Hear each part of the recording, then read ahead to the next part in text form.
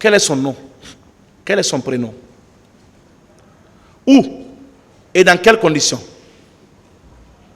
cette personne a quel lien avec le capitaine Moussa Dadis Camara? Qu'est-ce qui prouve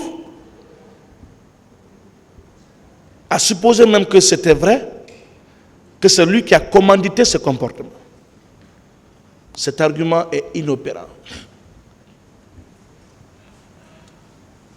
Mon professeur vous dit que la responsabilité pénale du capitaine Moussa Dadis est de recruter la milice de Kalea, responsable aussi parce que c'est l'armée qui gère après le coup d'État. Chef militaire et chef d'État, il doit assumer. C'est absurde. Dans son discours introductif, j'ai entendu féliciter le général Mamadi Doumbouya,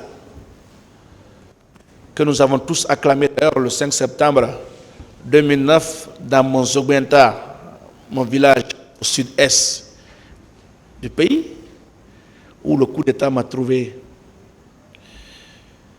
Je l'ai entendu applaudir, acclamer, féliciter le général Mamadi Doumbouya, que je respecte d'ailleurs, et qui mérite respect, Monsieur le Président, honorable assesseur,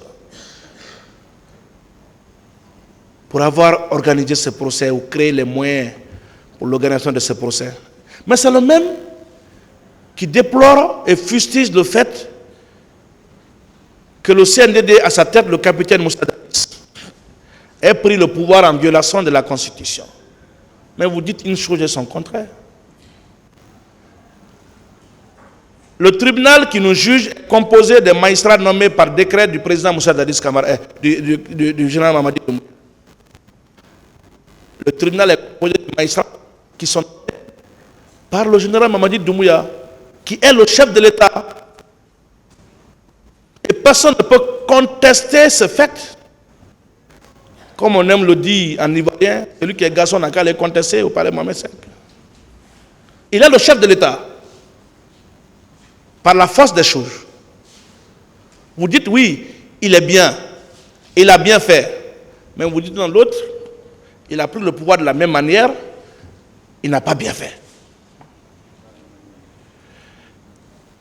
Et sans oublier aussi que Mobo a rappelé hier les conditions dans lesquelles il a pris le pouvoir. Absence totale de sérénité au niveau de l'appareil d'État, expiration du mandat de l'Assemblée nationale, et il a pris le pouvoir sans effusion de sang.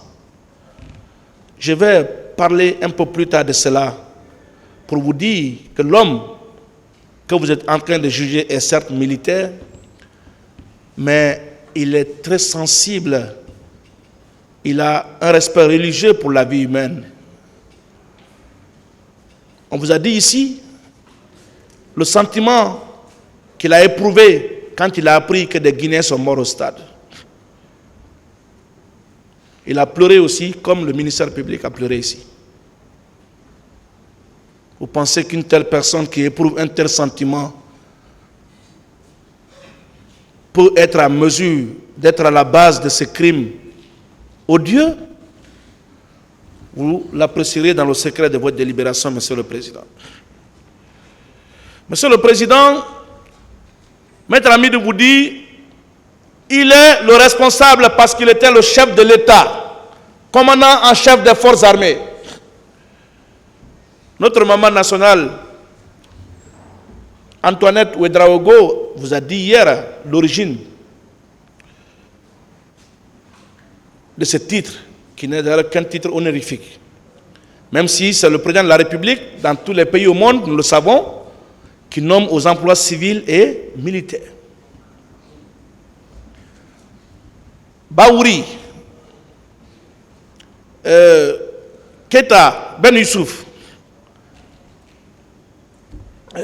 François Losenifal, et même toutes les parties civiles qu'on a fait défiler ici, sont venus vous dire le président Moussa Dadis est responsable parce qu'il était le chef de l'État.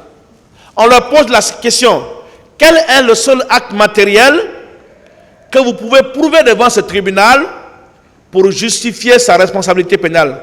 Il vous dit, non, il est responsable parce qu'il était le chef de l'État à l'époque des faits, parce qu'il était le chef suprême des armées. Ce n'est pas un argument, monsieur le Président. Sinon, Jacques Chirac, George Bush et tant d'autres devraient être poursuivis des bavures qu'on reproche aux militaires qui ont opéré en Irak et en Afghanistan. Ce n'est pas un argument. Être chef de l'État, commandant en chef des forces armées, ne suffit pas ou ne constitue pas en soi une infraction. Il faut que cela soit clair. Et il faut qu'on arrête de cultiver cela dans ce prétoire. Ce n'est pas sérieux. Ce n'est pas un argument. Et spécialement un argument juridique. Monsieur le Président, si une telle considération est acceptée comme argument pour entrer en condamnation, ça veut dire que votre tribunal a beaucoup à faire les années à venir. Hein? Parce qu'après tout, il faut juger tous les chefs d'État qui vont venir, tous les chefs militaires, tous les ministres ou premiers ministres, pour tous les crimes qu'on pourrait reprocher aux forces de défense et de sécurité pendant leur règne. Et je pense que si un tel postulat découle de votre décision, personne dans ce pays n'acceptera désormais occuper une fonction étatique à un tel niveau. Monsieur le Président, il vous dit que c'est le président Moussa Dadis qui a déployé les éléments de Kalea. Quels sont les éléments de Kalea qu'il a déployés? Quelles sont leurs identités? Ils étaient au nombre de combien? La preuve que c'est lui qui les a déployés. Rien. Il ajoute également qu'à l'audience du 19 décembre 2022, le capitaine aurait déclaré qu'il y a eu des tirs au stade et c'était des militaires. Mais ce n'est pas faux, c'est une vérité. Mais qui a tiré? Qui l'a envoyé? Pas le capitaine. Prouvez. Cherchez d'abord qui a tiré.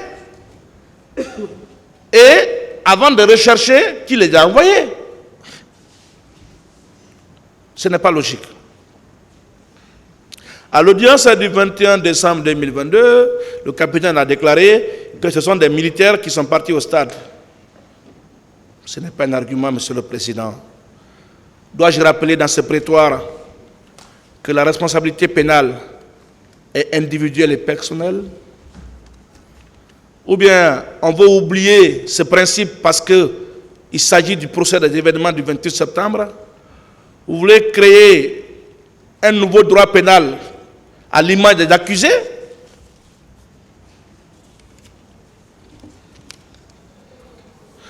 Le rapport de la Commission d'enquête internationale des Nations Unies confirme qu'il y a eu crime contre l'humanité. Monsieur le Président, faisons la comparaison entre la valeur juridique de ce rapport et les décisions de justice qui ont été rendues jusqu'à la Cour suprême. Un rapport, fut-il émanant des experts des Nations Unies, a-t-il autant pour moi une valeur juridique supérieure aux décisions de justice? Ce sont des documents qui ne servent qu'à titre de simple renseignement. Ce rapport n'est pas un acte authentique qui fait foi jusqu'à inscription de faux. Ce rapport